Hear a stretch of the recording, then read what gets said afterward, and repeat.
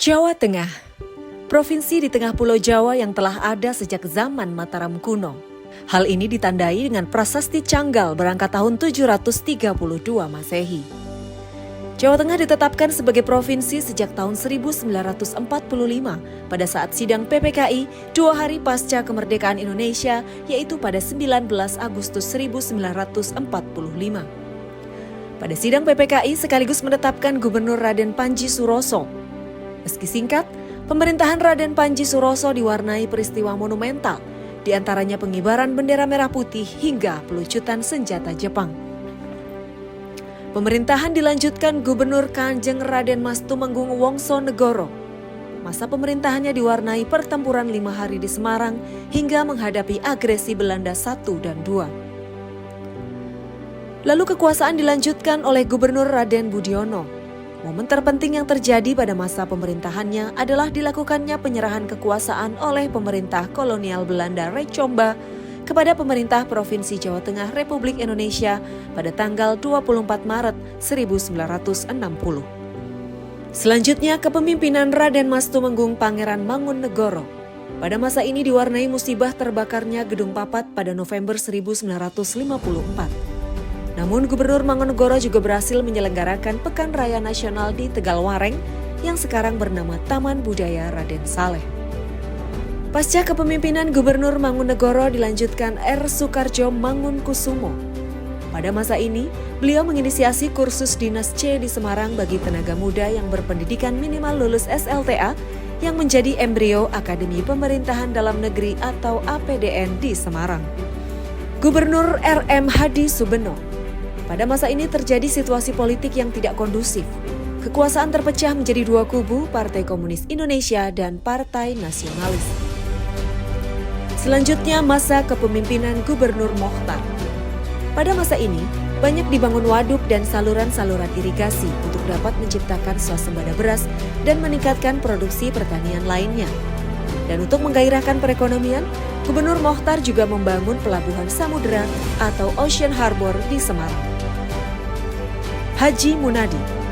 Di masa ini muncul upaya-upaya bangkit dari krisis sosial dan ekonomi melalui modernisasi desa, program Panca Usaha Tani, pembentukan Badan Kredit Kecamatan atau BKK di seluruh Jawa Tengah, serta pengembangan Badan Usaha Unit Desa atau Koperasi Unit Desa. Pada masa ini banyak bangunan fisik menonjol, di antaranya Masjid Raya Baitur Rahman, Lapangan Pancasila, dan Wisma Pancasila. Gubernur Haji Suparjo Rustam.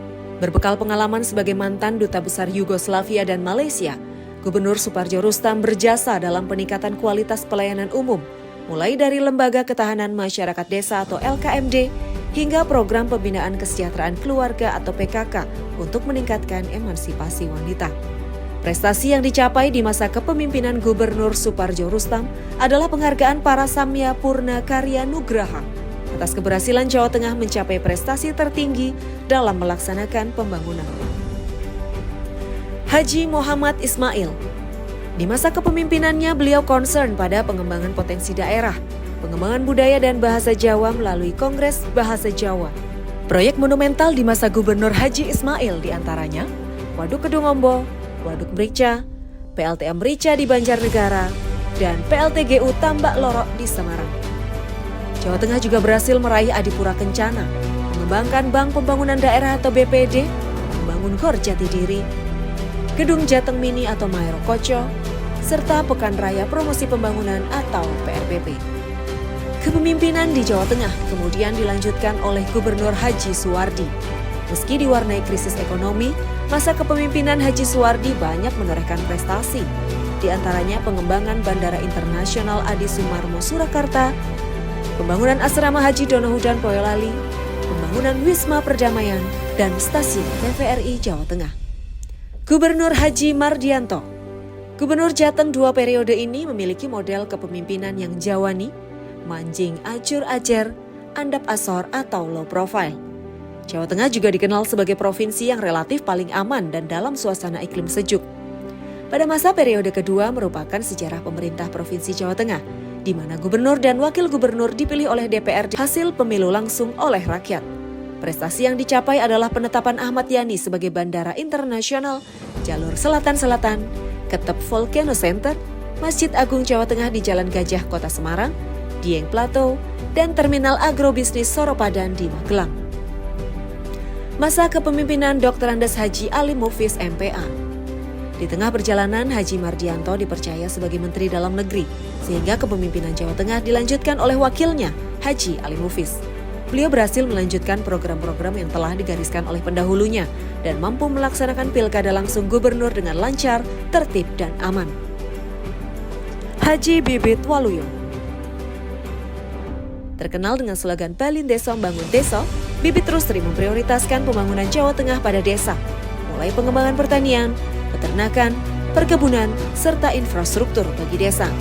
Di masa ini juga dimulai proyek pembangunan tol Semarang-Solo. Haji Ganjar Pranowo SH MIP.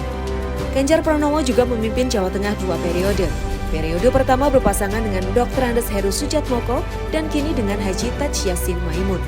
Di masa pemerintahannya beragam capaian berhasil diraih, mulai dari selesainya tol Semarang-Solo, pembangunan infrastruktur, pembangunan sumber daya manusia, reformasi birokrasi, hingga pengembangan pariwisata. Sebut saja pembangunan SMKN Jawa Tengah, SMK Semi Boarding, pengembangan kawasan strategis pariwisata nasional Borobudur, Karimun Jawa, Dieng, dan Sangiran. Selain itu, pembangunan BRT Transjateng 6 koridor, insentif bagi guru agama, pembangunan kawasan industri, hingga membangun kedekatan dengan masyarakat yang direpresentasikan dalam slogan Jateng Gayeng. Mulai 5 September 2023, Jawa Tengah dipimpin oleh penjabat Gubernur Komjen Pol Purnawirawan Nana Sujana ASMM. Memperkuat sinergi antar sektor menjadi modal dasar beliau dalam memimpin Jawa Tengah. Di bawah kepemimpinannya, Jawa Tengah makin gemilang, beragam program terus dijalankan hingga meraih beragam penghargaan. Mulai badan publik terinformatif, provinsi dengan indeks SPBE tertinggi, penghargaan Dharma Karya Kencana atas intervensi pencegahan stunting Pemprov Jateng yang mencapai 98%, dan sederet penghargaan lainnya. Kini Jawa Tengah telah berusia 79 tahun. Kerjasama, kolaborasi, dan kerja keras harus terus dilakukan. Sinergi antar sektor terus dibangun demi wujudkan Jateng maju gemilang.